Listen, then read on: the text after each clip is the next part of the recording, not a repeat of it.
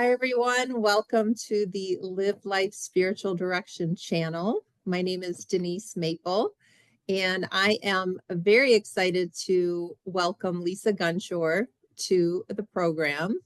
She is one of my spiritual teachers and guides. We have known each other since 2020 via Zoom, and then we actually got to meet each other in 2021, which was amazing. And I would just like to start out by welcoming you, Lisa, and just asking you to tell us a little bit about yourself. My gosh, thank you so much. It's really an honor to be on your podcast and your show.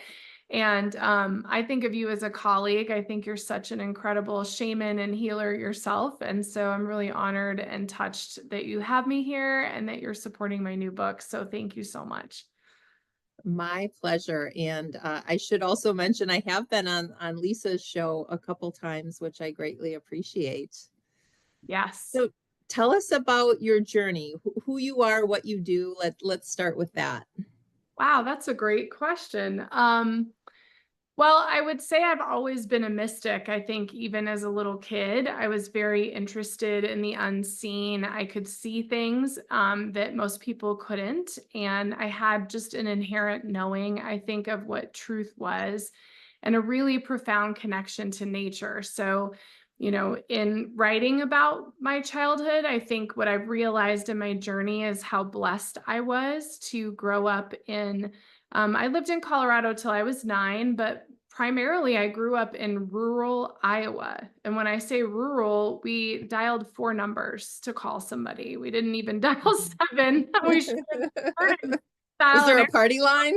Oh yeah, there was totally a party line, and I still remember my phone number was 2282 and my best friend was 2819, like, I'll never forget. So, but I think, I was in the woods, like, every day of my life, I was in the woods, and I feel like there's so many of the young people that don't have that experience now, and so I feel like my profound connection with nature was really what supported the mysticism inside of me and supported me to write and to be connected to nature and animals and listen to the unseen. And so that was really, how my life began. And I was obsessed with like the occult and witchcraft and bought books when I was old enough to go to Walden Books with $10 for my parents, and would buy these crazy books, and so it's just always been a part of my life. And I think, I kind of put it all aside in my 20s and worked in fashion retail and was,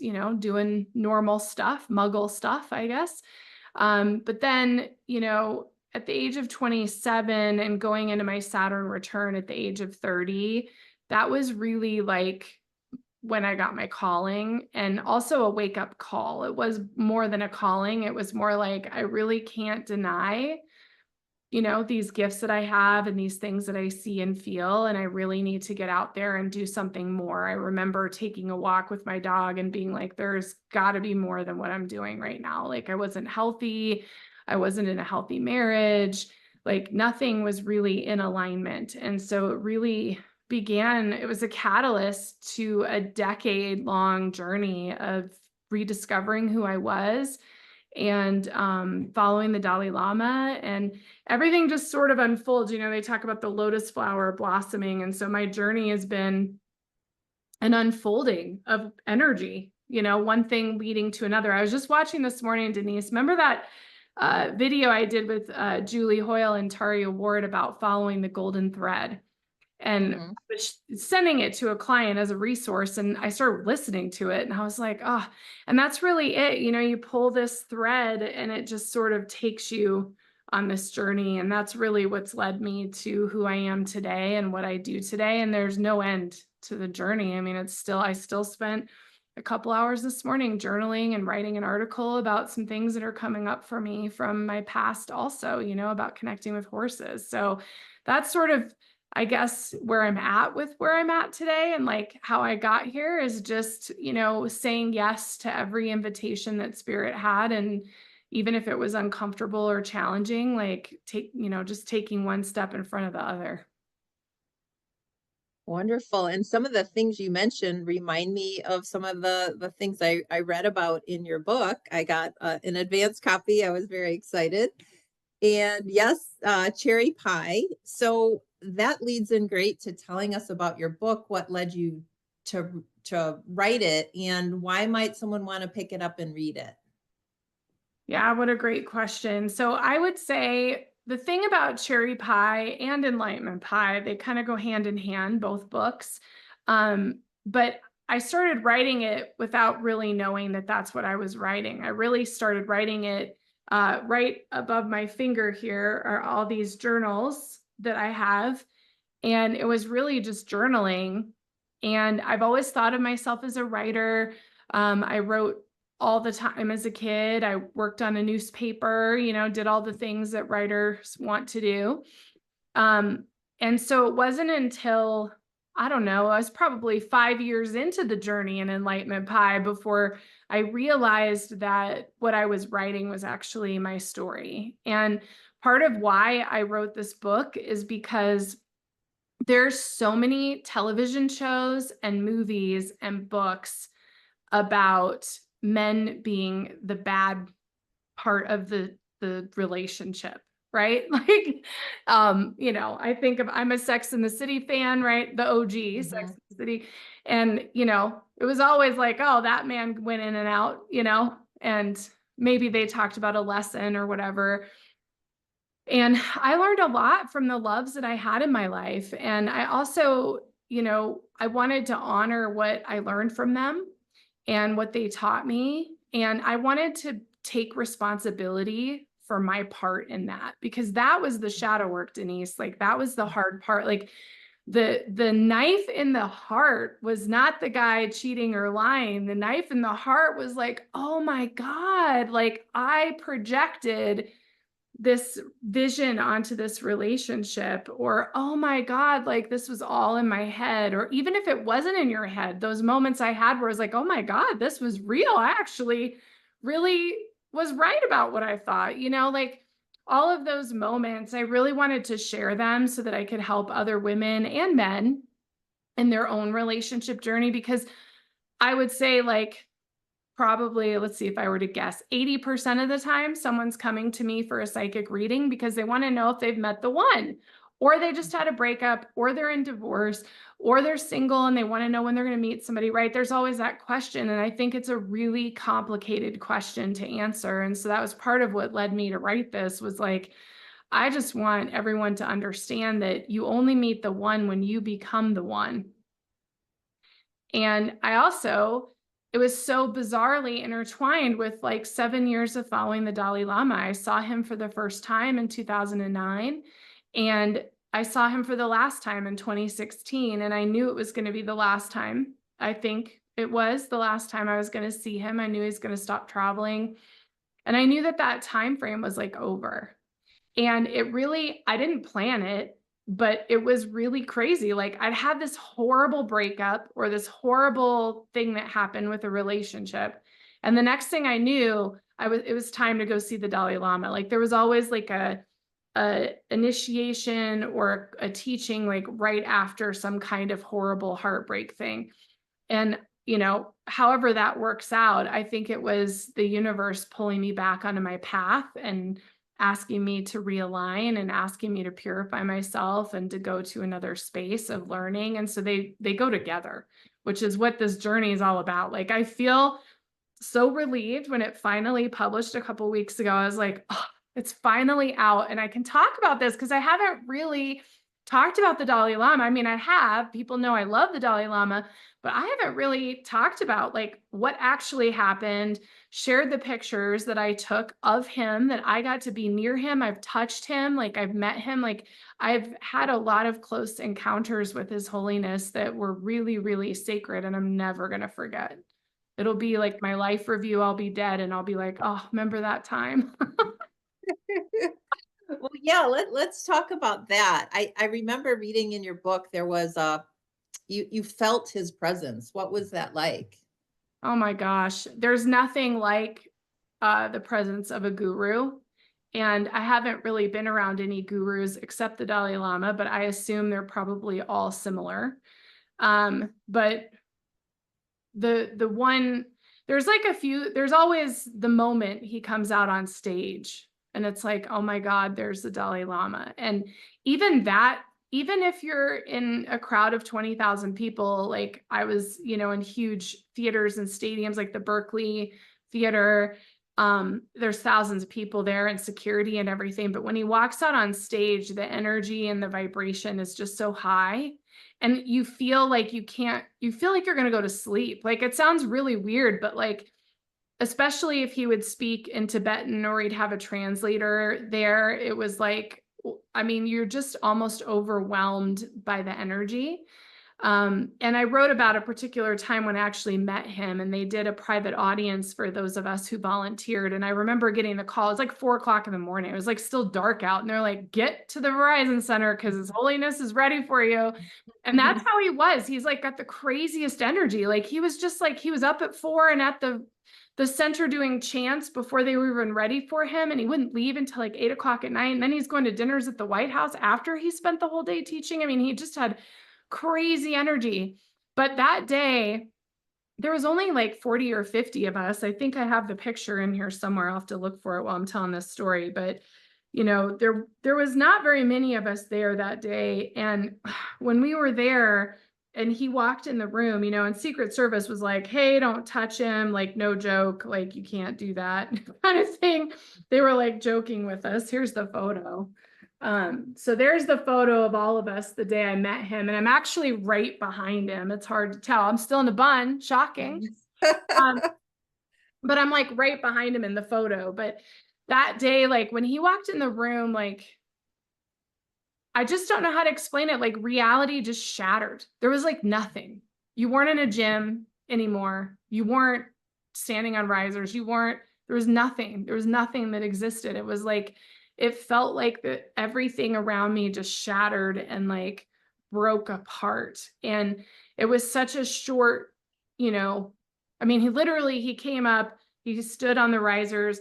He stood right in front of me. So I was pressed against his robes and I was like, oh my God, I'm pressed against the Dalai Lama's robes. Like I am touching the Dalai Lama. Holy cow. Like you're just sitting there and like all this energy is there. And like, I was having all these like visions and energy, and then he was gone, right? It was like very quick. It was like for a picture and it was like off he went. But it was like so transformative that I wrote a whole chapter about it because it was just amazing. Like I can't explain it. It was, that you were touched by a guru. Like it was deeper than the initiations I went through that he led, because it was in his presence that everything collapses. That's reality. It felt like I got a sneak peek of like the oneness energy, and like behind the veil of the high priestess and the tarot is like all of a sudden you were just kind of melted away. And it was amazing. I mean, I'm so grateful. Like it was a crazy morning too, Denise. Like that story, I didn't put this in the writing, but maybe I did, but I don't think so. But it was really crazy. Like I had no money on this trip. Like I went on this You trip. did mention that you didn't Oh, have much I had money on some of the trips. Oh yeah, I had nothing most of the time I went to the Dalai Lama, which is what prompted me to be a volunteer. Was like, oh, if I volunteer, I can go. But that trip, I stayed with some lady I didn't even know at the time. I was literally only eating the volunteer meals that they gave us, and it was like, I don't know, it was like tempeh or something. It was like with rice. Like I barely, like I think I lost like 15 pounds in 2 weeks because I was there for like 12 days. And I just like, I mean, I couldn't afford to do anything. And so the day that they had the audience with the Dalai Lama, it was pretty wild. Like, first off, I was staying in a hotel in New Jersey because it was in Washington, D.C. There's like 5 states all right in there, So I was staying in, or no, not New Jersey. I was staying in West Virginia. That's where I was. I was like in a different state at a hotel. It was like an hour train ride you had to take into Washington, D.C. And it was a Sunday morning and the trains weren't running. So I literally had to figure out how to Uber or take a cab, because I don't even think there was Uber then. That was 2011. I had to take a cab to the Verizon Center. I think I had just enough. I think I had like $30 in my account. I think I had like just enough money to get in this cab and get there to meet him that day. Like, it was a really intense, crazy moment of like, the sun was coming up and he moves quick. So it was like, if I don't get there, like, this is not going to work out for me.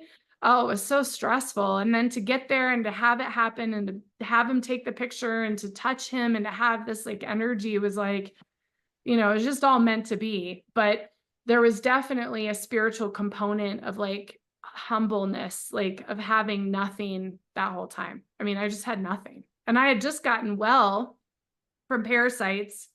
So I had just gotten to a place where I could walk, and like it was really wild. Like, I got to DC and it was like a 10-day teaching and initiation. I was there for like 12 days. I got there on 4th of July, 2011. Meet this woman I don't know. She had issues with mobility. She had fibromyalgia, so I had to help her. So there was like this essence of like patience involved, because like I was like in my third, like I was 31 or something, 32, 31. So I was like, I'm just going to do my thing. Oh no, I had to help this woman. And she and I went to the Washington Monument and saw the fireworks on 4th of July in Washington, DC. And it was so amazing. And then like this whole journey took place like the rest of the time. But I actually, over those 10 days, like I kept getting stronger and stronger and stronger. And I had lost like, I don't know, I'd probably lost like 30 pounds at that point from going on the diet. And that's all part of enlightenment pie. But like I was clearing out parasites and taking all these pills and all these things. So I had just gotten better. And after 10 days, I had lost like 15 more pounds, but I was so much stronger after that time. So it was like a really weird time because I went in very vulnerable with no money. My health was all off. I was with people I didn't know. I'm not political even now, but I definitely wasn't then. I was very naive. And I went in and all of a sudden there's all these Tibetans and we're in DC and people are talking about the diplomats and what's happening. And the Dalai Lama wasn't invited. Obama didn't invite the Dalai Lama to the certain rooms and things that he's supposed to be. That was the first time he'd never been. So there was all this drama about that. I mean, it was just what a crazy time. It sounds like it, and it sounds like it was all divinely orchestrated, A you hundred, know, a hundred just percent. lining up the way that it was supposed to. Well, and you're a shaman, Denise. Like, I had to purify my body for those parasites. And that started 6 months before I met the Dalai Lama. There is no way that that wasn't part of the plan. Yeah. That it Yeah. was a call to purification in order to even receive that initiation. I have zero doubt that that wasn't planned. Yeah. Yeah. And you had mentioned your first book, Enlightenment Pie. So they both have pie in the name. So what was the first book? And what's the difference between the two books, and would you read them in a certain order? Oh yeah, such a great question. Well, I wrote them on accident in a way in which you can do either order. So if you read Enlightenment Pie is really the process of healing, of natural healing. So it's really giving you the process. And then if you read that and you're like, oh, I want to know the whole story, then you can read Cherry Pie. Mhm. Whereas if you read Cherry Pie and you get the whole story, at the end of Cherry Pie, it's like, hey, probably now you want to go to Enlightenment Pie because you just got hammered with all the things you need to work on, and Enlightenment Pie helps you with the process. So they actually started as one book, one Mhm. horrible book, by the way. I have like the first edition. I have a few signed first edition copies that I'm so embarrassed of, but I have them on my website if anybody wants a first edition. But it was just a raw, like, when I look at it, it's like garbage to me now, but it's like, it was just such a raw version of this. And then when I refined it and got clarity and really worked through everything and went through a different editing process, like that's how the two books came to be. So it actually doesn't matter what order you read them in. Okay. But Enlightenment Pie is more about how to heal the health and the food addiction issues, versus Cherry Pie is more about the love and self-love and acceptance and forgiveness. And I would say, like, Enlightenment Pie, it's in the dedication of the book and the introduction, but Enlightenment Pie came from like this kind of joke about how I needed to, feed a boyfriend pie basically with my nephew, and he had no idea what he was saying. And I had just gotten back from seeing the Dalai Lama in California for the very first time. And so my nephew, who was like 10 at the time, like came up with Enlightenment Pie. And I thought, wow, that's a good book title, like, especially because I went to culinary school, I have this connection with food. Right. Cherry pie was another like sexual innuendo joke. It was kind of like cherry pie. Like, why would I not name a book about love cherry pie? But it ended up working out. So I don't think I'm going to have any more pie books. I am going to have a journal that's like a working handbook for these two books. It's called Cutting Into It. And that one should be out this summer. And it's really just if you really want to heal from food and love addiction, because it's all the same thing, like whether it's food or love, which is my focus, or even alcohol or drugs or whatever your addictions are, they really come from a place of lack of self-worth and self-love. And so that's what both of these books are about, is learning how to love yourself. And man, is that a journey. Yeah. Yeah. Still working on it. And you did go through quite a journey, and I wanna read a quote from your book and have you respond to it. Okay. It was a poem actually that's in your notebook.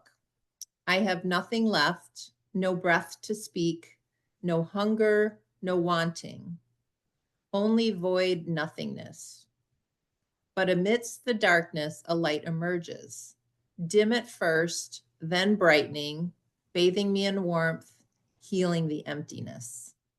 And I myself recently went through a dark night of the soul. I'm not even sure I'm 100% out of it. So I know what that means to me, but what does that mean to you?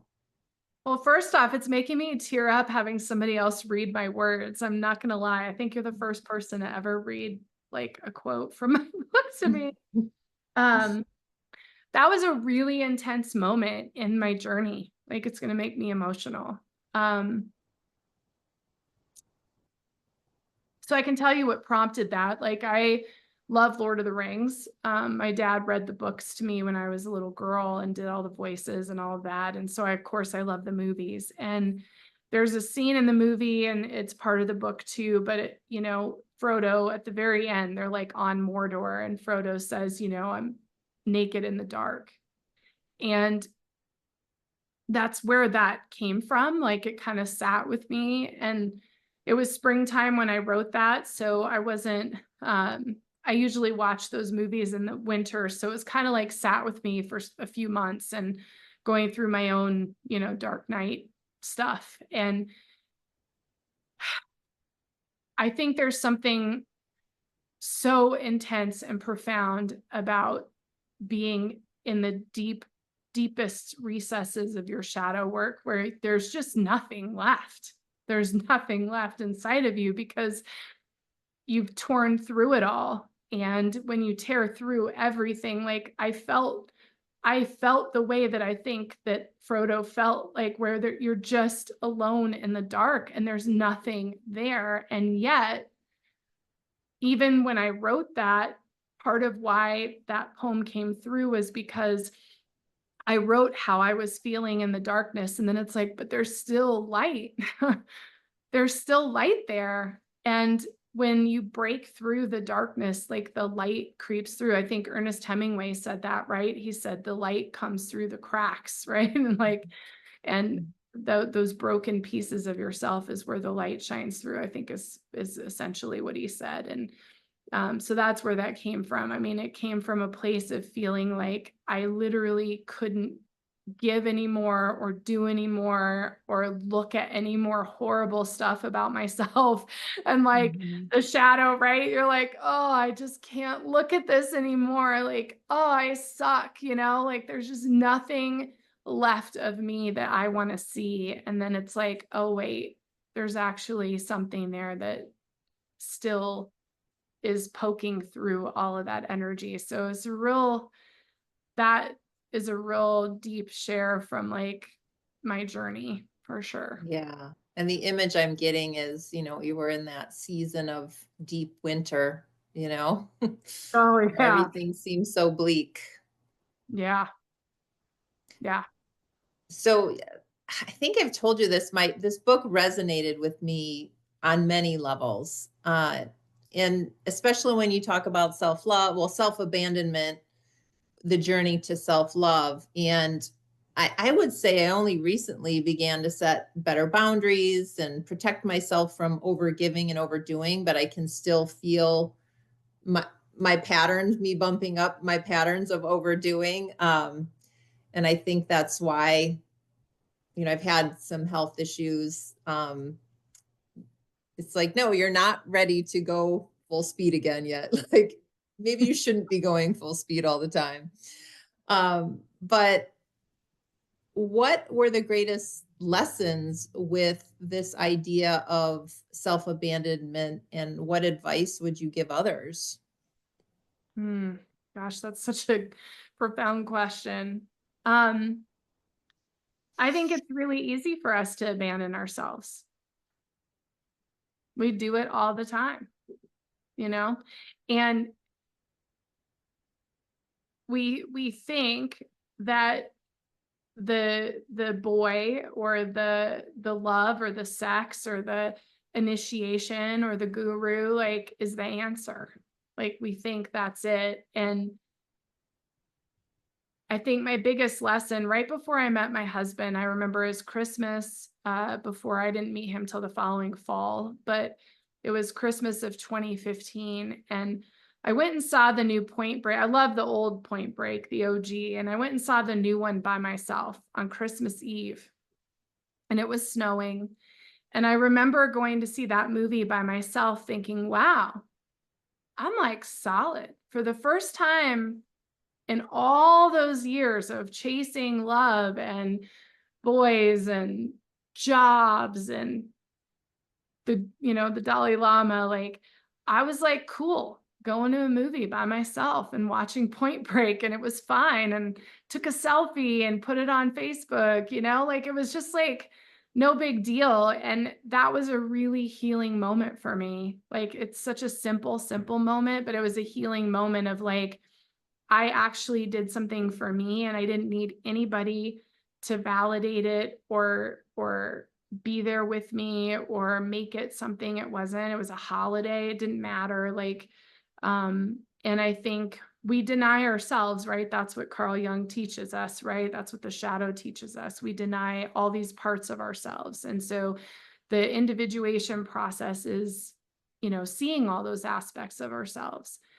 But the abandonment and the denial is a lot deeper, and it's harder to scratch the surface of, I think. I think once you scratch the surface, you can do it. But like I've had so many people recently, ask me about shadow work because that's a lot of the work I do with clients now. And it's so hard to explain because it's like, how do I abandon myself? Well, I brushed my teeth and my gums bled, and I didn't think it was a big deal because that happens sometimes.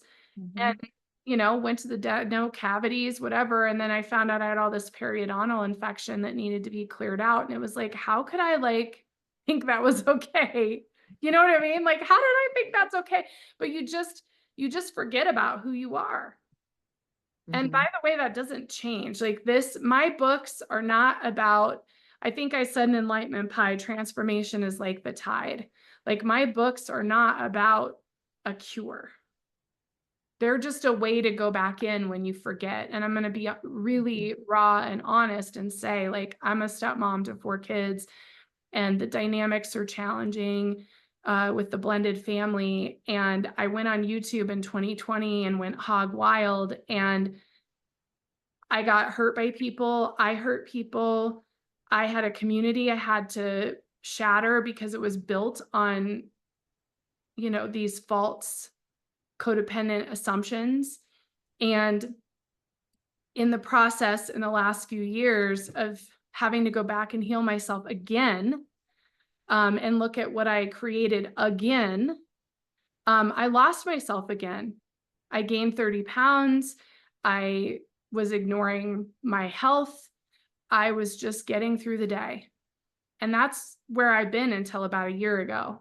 And so I just share that because I don't want anyone to watch this and think, oh, like I can't do this, or, oh, her journey is different. Like, I'm literally like everybody else. We forget to take care of ourselves. We forget because we're overwhelmed with family issues and emotional issues and food issues. And, we're drinking wine and watching Donald Trump, and we don't know what's going to happen with our world. And we get stressed out about everything and who's right and who's wrong. And what does this psychic say? I mean, there's so much noise. And I think it's very easy to deny yourself, to abandon yourself, to forget about it, abandoning yourself, capital S. You're abandoning yourself because you're abandoning your spiritual path. You're abandoning your connection to yourself and to nature and to God. Like, that's what we do. And so I'm going on a huge tangent about it, but I just want to be clear. Like, I had to pick up my own effing books and do my own process this last year. And I'm going to tell you, I feel strong. I'm back at my yoga practice. I'm working with my clients, and I really feel very excited and inspired about how I can help other people and how I'm helping myself. But it's because I'm my own transformation. And that's the thing, is we have to be our own transformation. There's nobody that's going to save us. There's nobody that's going to make everything right. There's not a political figure that's going to save the planet. There's not a psychic that's going to tell you exactly what's going to happen. There's not a therapist that's going to give you the magic keys to the kingdom of your soulmate and true love. Like, it's you that has to save yourself. And so my journey has been like, I constantly abandon, deny, and loathe myself. And I come out of that nothingness with like even brighter light and understanding and clarity and health and vitality. And it's like worth going through all the hard stuff. So sorry, that was a big long tangent. No, that's okay. And it just reminded me, a client recently said to me, like, I should have this figured out by now. And I'm like, oh, I wouldn't say that, because I should myself too, right? I should, I'm a healer. I should be beyond this. Or I thought I learned this lesson. Well, I learned it at this level, and now I'm learning it at this level. So I'm so glad you brought that up, because life is a spiral. And I do believe that when we're doing our work, it's a spiral up, but sometimes it's a couple steps back before we can go a few steps forward. So thank you for saying that, because we're all on this journey doing our best. Yeah. And all of us as healers, I don't know how many people out there identify as a healer or as somebody who supports other people or an empath or whatever label you want to give it. But Denise, like, if we don't go through this, we can't help other people. And I would definitely say, like, the people that are out there telling you that they have the answer have not done their work, because the more you know, the less you know anything. It's like, Yeah. the more you do your work, the more you're like, listen, I'm going to hold your hand through this, and it's going to be brutal, and we're going to get to the other side, but we don't know what the other side looks like, So I think it's important, like, to know that healers have to heal themselves, and we all go to each other for support, because we also are all healing. It is a Yes. spiral. Absolutely. Yeah. Yeah. I'd like to talk now a little bit about the metaphysical connection to illness. So, I've read about this from Louise Hay in your book and others, and, talked about the root cause of illness. And this aligns with my spiritual beliefs that, everything is a mental cause in some way, shape, or form. So with any one of the many things that have happened to you from a physical standpoint, what was the metaphysical connection, and what does that mean? Yeah, so I would say that for me, the parasites are a great example, because they were feeding off of my energy, right? That's what parasites do. And they're a direct correlation to the parasitic energy that was in my life and in my relationships, right? And especially dating. I mean, unfortunately, like that's a challenge, and you can attract parasitic energies because everyone's trying to feed off of each other to feel better about themselves, right? They're looking for something. And so that's one example that has really been in my whole life. I had parasites on my face last year, and I had to go through this whole thing of healing that. And what were they doing? Feeding on my face. What's that? My identity. Mm. How does that correlate to all of the people who took advantage and poached on my community and my podcast? Well, it's a direct correlation, you know? And so I think, you know, there's always a link. And I would say the best way to identify the link is to ask yourself what the thing is actually doing. So for example, if you break your leg, it's forcing you to get off your feet and sit. So what is that telling you? You know, so whatever the illness is, the actual physical action of that illness is also a direct mirror and correlation.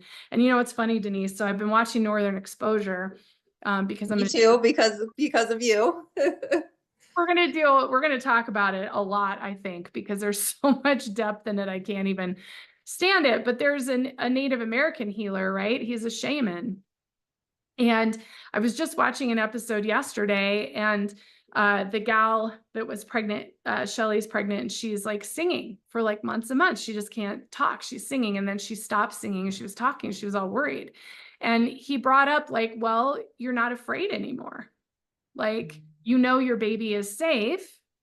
So you don't need to sing anymore because you were singing to release the fears. And I think that's what it is, like that. And that's what shamanism is, right, Denise? I mean, we both are practicing shamans, and like that's what it is. It's identifying that whatever is happening in our life, especially with illness and dis-ease, is that something's out of alignment, but it's really there to teach us something. It's not there. And once I have experienced, at least 100% of the time in my direct experience, that as soon as I discover what it's teaching me, the physical shows up. It was like as soon as I understood what was happening with my health from a metaphysical space of protecting my boundaries, all of a sudden the test results came back. I found out I had parasites. I knew what diet to do. I got the supplementation, right? Like every time. Same thing with last year. As soon as I worked through what had taken me down energetically, my face cleared up and everything went away. And I found out what it was, and I got the medicine for it, and away it went. I mean, that's just like how it happens. And I think that's true for most people. I would say 100% of the time it's been true for me. As soon as I discover what's going on, then I get the physical answers, and then you're like healed. Yeah. Yeah. Yeah. And such a good thing for us to remember, like we're not being punished. Like I truly believe this life on earth is a learning experience for our soul. Absolutely. And you had mentioned Donald Trump earlier. And so one of the questions I have is, talking about, perception versus reality from the Buddhist perspective. So, seeing all this division in the world, especially when it comes to politics, my guess is there are a lot of misperceptions on both sides, causing unnecessary harm from both sides of the aisle. What is your thought on that about this, perception versus reality? Because, we could say, that getting parasites was a terrible thing, but it also led you on this journey of growth and learning and healing. Yeah, it's a great question. Here's what I would say about the current climate. So for context, we exist on a planet that is ruled by universal laws, and one of them is the universal law of polarity. So we have to have polarity. And if one side, one polar opposite, becomes more extreme, then the other side must also become more extreme in order for us to stay balanced. Okay. Elon Musk, for example, is a soul energy whose contract is to manage the polarity of the planet. So when the polarity became too extreme on one side, he's now switched sides, if you haven't noticed. Mm-hmm. Pay close attention because he might do that again over time because of the polarity on the planet. So that's one thing to understand about the polarization for everyone out there who doesn't understand it. There's a galactic view of what's happening. It's not even a 20,000 foot view. It's like a massive universal view of polarity. So within that, what I feel about the current like politics and all those things, and I love that you brought this up because there's something I'm going to share in a minute, but here's what I would say. The lesson for the human race currently is to understand that there is corruption in the systems that manage us. For those folks that are on one side, they're going to see it that way. And for folks on the other side, they're going to see it that way. But it's pointing to the same lesson, which is there is corruption in the systems that manage us. And it is time to dismantle them and start anew. So I think no matter what I think about Donald Trump or about, what's happening on the planet, I think that it's important for us to look at what it's pointing to and not get caught up and tangled up in the narratives, because those narratives are a distraction from your inner work and they have nothing to do with the lesson that you're supposed to be getting. And I love that you brought this up because I had a very interesting morning yesterday. I received an email from this astrologer I follow. I really think she's awesome and I love her book. But the email was politically driven. And when I got the email, and I'll share too for context, right? I have a podcast. I've talked about lots of different things about the planet and predictions and all these things and had all these people on my show, controversial people, all these things. So I've been in this path.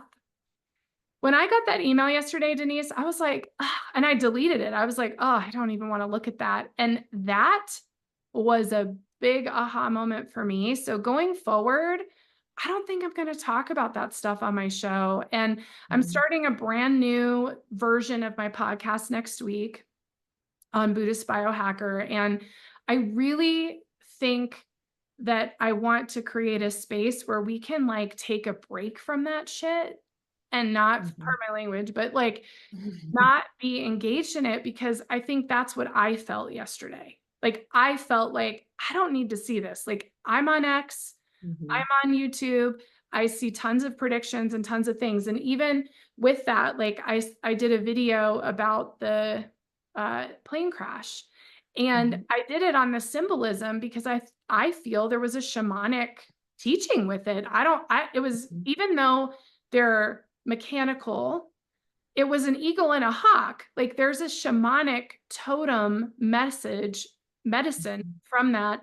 And so that's the direction I think I'm going to go. And that just like literally just happened in the last 24 hours. But it's like, I just think we want to continue to do our work and not get caught up in all that. And it's easy to do. And trust me, I have my own opinions and thoughts about the energy and all of that. But I just think if I'm sick of seeing it from like spiritual teachers, then I don't need to put it out there either. So I just had this revelation about it. Yeah, that's that. And it was probably right on time, right? Right on time for you to get that. And so, and maybe it was, synchronicity. And my next question is around synchronicities. You had talked about in your book about dating two men having the same name, not at the same time, but, having dated them of the same name. And I'm finding probably since 2020, 2021, like the synchronicities I experience are off the charts. And I'll give you a couple examples. I was watching How I Met Your Mother, and I had a whole series of synchronicities. Like I probably wrote down 10 and missed some of them. And one of them was, for example, like on the day, on the day that Mike Tyson had a fight, that was some big fight. It was the day I watched the show that he was on the show. On the day I posted it on Day of the Dead in honor of my deceased father, Marshall's dad passed away. You know what I mean? Like things like that. Well, I'm starting to see them in the Northern Exposure show Yeah. that you had recommended. And it's just like more and more. So what are synchronicities and how do you perceive them? Yeah. So I think that synchronicities are when our vibration is attracting and connecting into an energy. So I do look at positive synchronicities, like things that we're bringing in that are pointing to things, as a way of showing us that we're like on the right path or that we're connecting in with the right energy. And it's also something that we attract. So like two men with the same name, I do think I drew that in a little bit. I think I was really into their energy, and I think that I was calling in, like the pizza guy was named Ben, and then the telephone guy was named Ben, and then I looked up this like uh thing on my apartment number, and that was named Ben. I mean, it was just like this whole crazy thing where it just kept happening over and over and over again. And I do think I brought that in, but I think I was bringing it in because I was bringing their energy in so that I could learn some lessons, and they weren't great lessons really, but they were lessons that I learned. So Yeah. yeah, so I think synchronicities happen. I also think there's probably stuff we don't understand. I mean, I think there's quantum physics to it too. Right. Like who knows what is going on, because I've had that with Northern Exposure too. I cried yesterday at the end of this episode where Ed is becoming a shaman, and I realized that I had watched this as a teenager and I felt so connected to his path, being called to be a shaman, and I remembered wanting to be one. And like it's like, what is that? Like here I am all these years later, like I'd never thought of it until yesterday. So yeah, I think we call it in as a validation to our path. And I also read this article recently too, Denise, that said that there is a theory that deja vu and synchronicities are because you're reliving the life you're in and you're Mhm. making similar choices. And you've left these like signposts to kind of show you that you're on the right path. And that could be true Mhm. too. I mean, that kind of Yeah. interests my interest. So Yeah. I think there's a lot to it, but I think the whole point is when you get the synchronicity, you're like, oh, I need to pay attention to what's happening because this is important. And quite frankly, it's the start of my book. I mean, that journey with those men like was like the start of my book, you know? And Yeah. kind of a whole thing. Yeah. Yeah, that's cool. And by the way, I absolutely love Ed Chigliak from that show. He is so amazing. It's so amazing. Oh. Okay, so I have a couple more questions. In the book, you recommend pursuing happiness over healing. Tell us more about that and why that's important.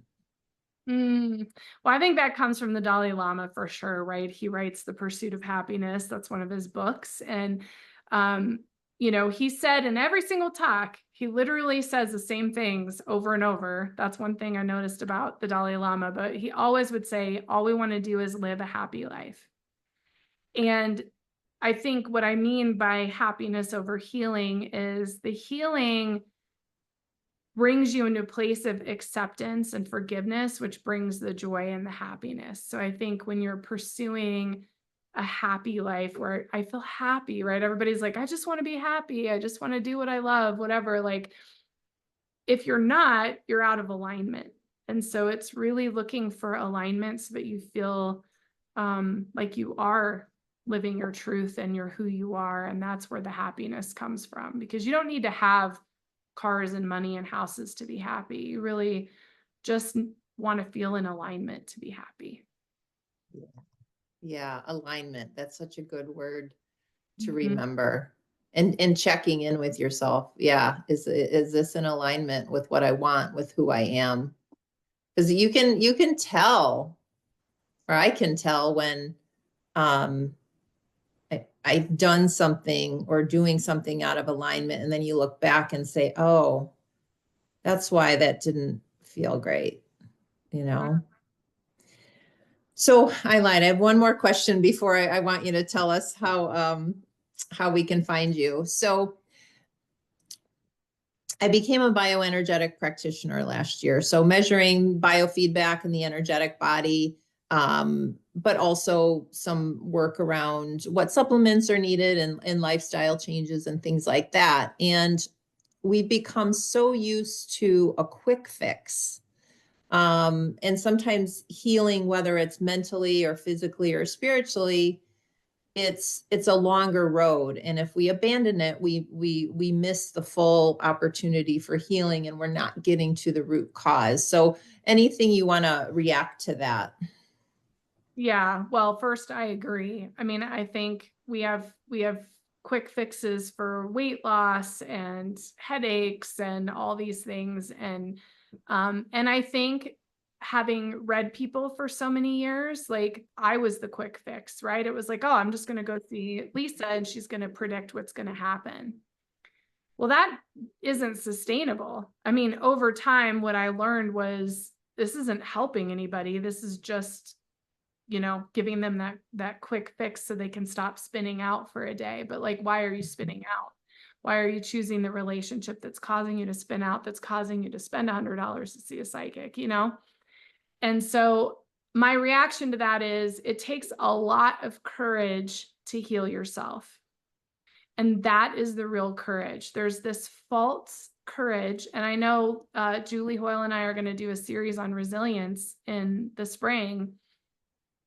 There's this false connection to strength and resilience that is really just pushing through something or going out and, being this strong, I'm doing this and that, versus true courage and strength, which means sticking to something, being disciplined, doing it when it's hard, having to look at tough stuff, having to end relationships that you didn't want to end.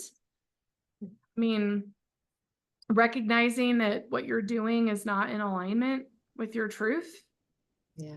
Like I've had to let go of friendships, people I really loved and cared about, both men and women, because I recognized like, oh shit, like this isn't right for me. Like I messed this up, and then you have to forgive yourself for messing up and then hurting somebody. And like all Mhm. that stuff is hard. And so I think,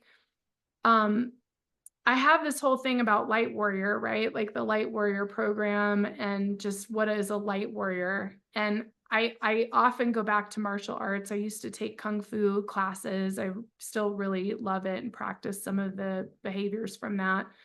And martial arts is a great example of the discipline it takes to heal yourself. Mhm. And if I didn't have that, I wouldn't be here like I am now. Like I had to literally change my whole life overnight to get rid of those parasites. And I just did it, did it. Yeah. And Yeah. I've put things in here that weren't things I necessarily wanted everybody to know about me, but I put them in here because that pain is going to help somebody else. And so I think it's going at it the long haul. And I think both you and I, Denise, work with people and coach them, and you have to be willing to do the hard work. Like even Ayurveda is a lifestyle change. It's not like, you're just going to go on a diet and lose weight. In fact, it might take you longer to lose weight because you're going to have to find your way to an alignment where you feel like your body can release all of the things it's holding on to. So yeah, there is no quick fix. I mean, the quick fix is only going to get you to a life review in which you're going to have to come back and do all that stuff again. Yeah. And by the way, I don't think it's in alignment to say you don't want to come back either. There's a lot of people saying, I don't want to reincarnate. I'm done Mhm. here. That's not necessarily, that's a quick fix too. You're like Yeah. asking to leave and get out of here instead of staying Yeah. and like doing this deep work. It's deep, intense work. I remember in one of the first sessions I had with you, you told me once, like, you need to decide to be here. Mm, Like there was a part of me that didn't want to do this anymore. And not that I was like on the verge of, like anything drastic, but it yeah. was kind of like, ugh, you know? And that was really helpful for me. Like, oh yeah, I'm here. So let's make the most of it, you know? Well, think about the 90s and 2000s in the metaphysical community. Everybody was trying to leave their bodies, right? It was like, I want to have Mhm. astral projection. I want to get out of my body. I want to do this and that. And now, Mhm. like, I have a little lecture I give in yoga class because I always teach meditation palms down. And I do that for what you're saying is be in your body. It's so uncomfortable because what Mhm. we're not going back to what you said about denying yourself. How many times do you get a bruise you don't know where it came from? Mhm.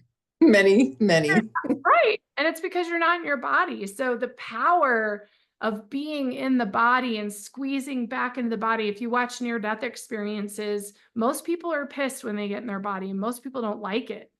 I Mhm. remember like I was in a car accident at 12 and had a near-death experience and I was furious I was back in my body. I don't know why, but I was mad. And so Mhm. I think like, wow, get in your body. Such a great point you just brought up. Like get in your body and be here and do the work and have the experiences.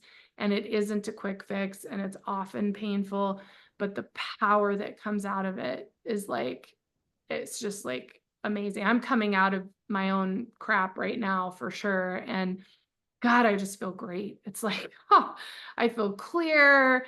I'm getting synchronicities like you. I'm getting affirmations from the universe. I feel like I'm active and I can move and I can teach and I can practice and I can get back on my YouTube. You know, all these things that like I was not ready to do a few months ago feel alive again. And it's that Shakti, you know, it goes from being dormant to like exploding out everywhere. Yeah. Yeah. Oh, that's so amazing. Your journey is so interesting and I have no doubt will help a lot of people. I hope. Maybe, oh yeah, I'm sure of it. Well, you've already helped one person, so and I'm sure there will be many more, if not already. But in closing, I'd love to hear about any upcoming events, how to find your book, how to find you, and anything else you want the audience to know, any relevant links I can put in the show notes after. Absolutely. So the best way to find me is my website, which is lisamgunshore.com or buddhistbiohacker.com. It's both of those things. And it's just my name. So it's Lisa M. Gunshore. And you can find my books and everything on the store on there. But they're available everywhere. So you can order them anywhere. I know that the hardcover is on back order on Amazon. So if you're looking for a hardcover, go straight to Balboa Press and order from them and you'll get it right away. But if you're looking for soft cover, I mean, it's Amazon, Barnes and Noble, I mean, it's everywhere. So you can order it from anywhere. Yeah, my website, I have online courses that I've built and I have a Light Warrior program where you can essentially access all 9 of those courses and it takes 16 months to get through them, if you can believe that. So that's available for folks who want to start learning a little bit more about how to do their inner work.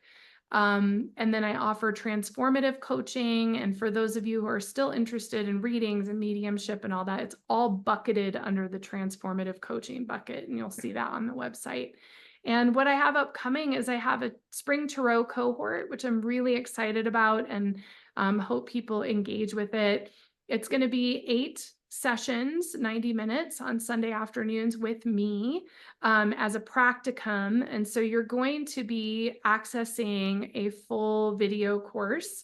There's 8 classes plus all 22 classes on the major arcana. So that'll be available for a lifetime with the course, but the practicum, basically we're going to learn how to read cards. I mean, at the end of the day, you're going to learn how to read cards, and that is up on a banner on my website if you're interested in that. But yeah, and then Buddhist Biohacker YouTube, and we're kicking off the Lisa frequency next week. So I've been doing interviews for many, many years, and I still am going to do some things. I have a project with Julie Hoyle coming up to talk about resilience. And my new show is just going to be me. And we're going to talk about all sorts of things from the symbolism of Northern exposure, like we're talking about. We're going to talk about Yeah. that. I saw this incredible Care Bear symbolism the other day. And I'm going to do live readings, and we're going to like go old school Frasier. I've literally got a phone line you can call in, and I'm going to do live readings and live health questions and whatever you want. So it's going to be a 2-hour show every Tuesday at 11 a.m. Over the lunch hour to like just talk and hang out and talk about what's going on. I'll do live readings. I will do some readings on things going on in the world, but I want to try to stay away from all this intensity just because I think I need a break from it. So I'm guessing everybody else does too. So that's a lot of stuff, but really just go to my website, lisamgunshore.com, and you'll find everything there. And my books are there and all that stuff. And you're in the Denver area, and you do some in-person events and classes as well, right? I do. My office is in a suburb of Denver. So it's South Denver and Centennial. And I have a yoga studio. So I teach yoga classes there and have tons of events. We have gong experiences coming up. The next one's on solstice. And so, yeah, if you're in person, and a lot of things are also offered in person and virtual. So just, know that you can connect in anyways. So excuse me, too much talking. Yeah, on that note, I think this is a great time to end. And again, thank you. I'm honored to have you on my channel, and I hope it won't be the last time. Oh, it won't at all. Thank you so much. And I can't wait to have you on my show soon. And thank you for supporting me. And thank you for supporting my book. This is like lifetime achievement for me to get this done. So I bet. I bet. Well, my pleasure, and look forward to when we connect again. same here. Thank you so much.